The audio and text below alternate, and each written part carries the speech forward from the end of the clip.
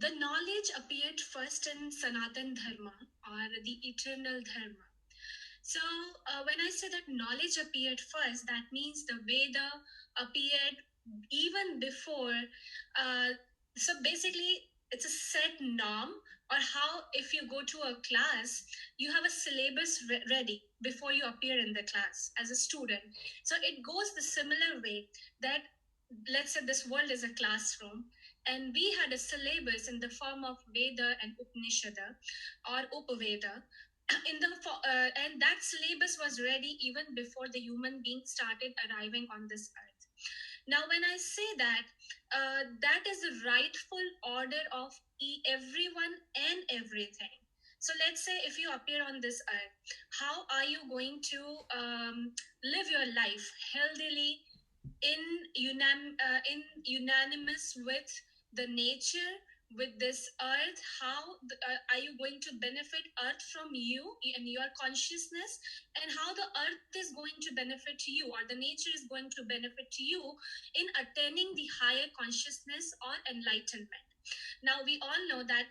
So I will give you an example of Rama, which appeared in Treta, Dwapar Yuga, and Krishna, who appeared in the Treta Yuga.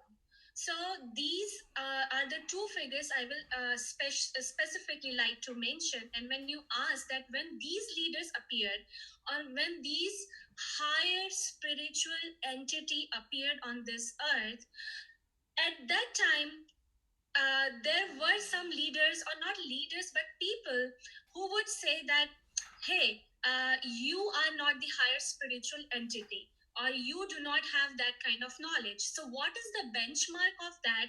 Is that these entities did not come to gain knowledge. They all already came with that kind of knowledge. They were enlightened souls. So when they appeared, for example, when Ramaji appeared, Bhagwan Ram, as we say him, as we call him. So when he appeared, there was Ravana. Ravana was also a very scholarly person.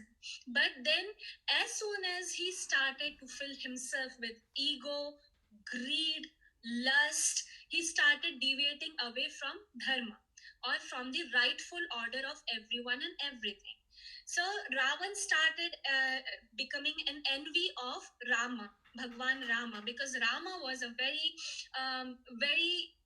lawful person, very spiritually enlightened person. He was trying to stick to the knowledge of Veda, or knowledge of rightful order of everyone and everything. He was a very dharmic person per se. And Ravana started envying him. They had a war between each other, of which, because Rama was following dharma, he became as a winner of that particular war. So yes, for example, Ravana arose during time of when Rama came.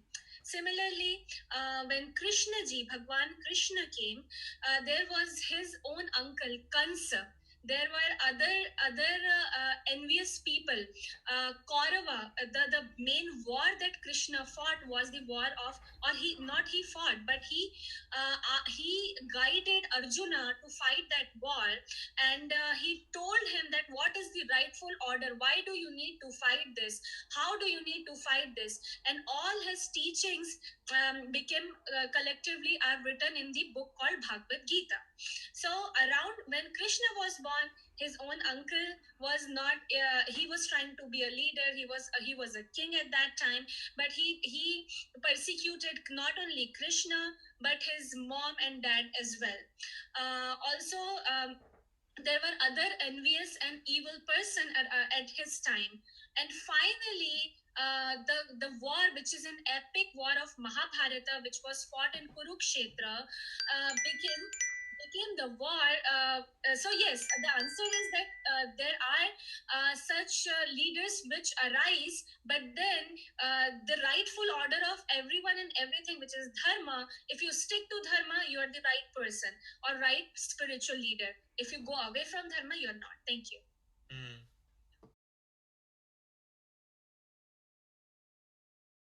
So when I say that, I want to explain about Mahavir, Lord Mahavir as well, who was a contemporary of Buddha, Bhagwan Buddha, Lord Buddha. And every time a religious leader, whenever appeared in Sanatan Dharma, they always had some kind of opposition from the lower consciousness people or lower consciousness entity around them. So when Lord Mahavir or in Jainism, there are 24 Tirthankar who had enlightenment. Whenever they appeared, they always had some kind of, I wouldn't say persecution, but they had to go through a lot of question answers methodology with their family members, with most of them were kings, and so was Bhagwan Buddha, and they had to go through the questioning and answering from their own people, from their family members. So not, I would not say persecution, but there was a lot of question answer and a kind of they were trying to think that what is the best way to get enlightened. And then they left home and they went to the forest. They did tapasya. They left all the comforts and luxuries of their households, and they tried to attain the nirvana or moksha or the enlightenment.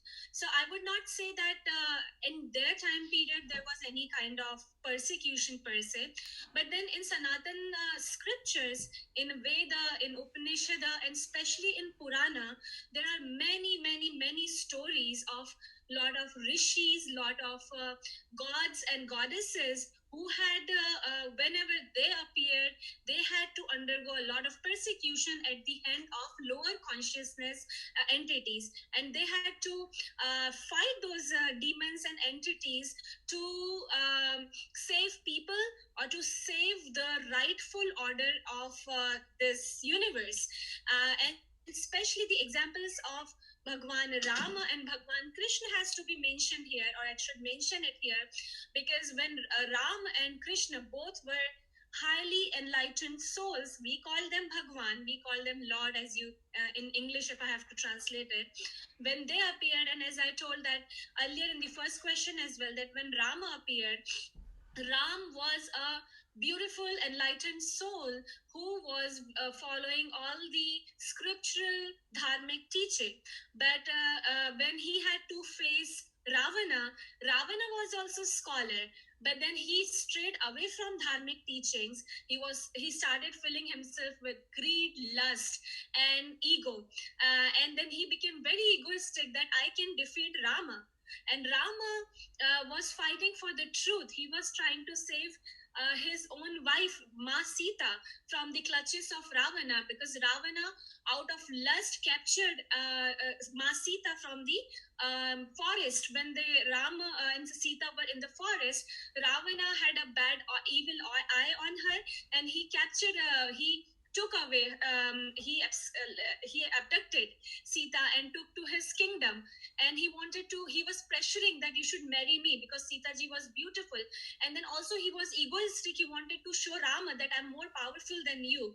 So this creature, Ravana, or this entity Ravana, he was trying to capture the dharmic concept from Rama. But Rama was very staunch on his dharmic teaching. He was a yogi, he was an enlightened soul. So he stayed on the path of Dharma. He fought his war with Ravana and got Ma Sita back from Ravana. So yes, in his Sanatan scripture, many a times such, when the spiritual leaders or the highly enlightened one comes, there comes such fake spiritual leaders as well. Thank you. Thank you so much, Ms.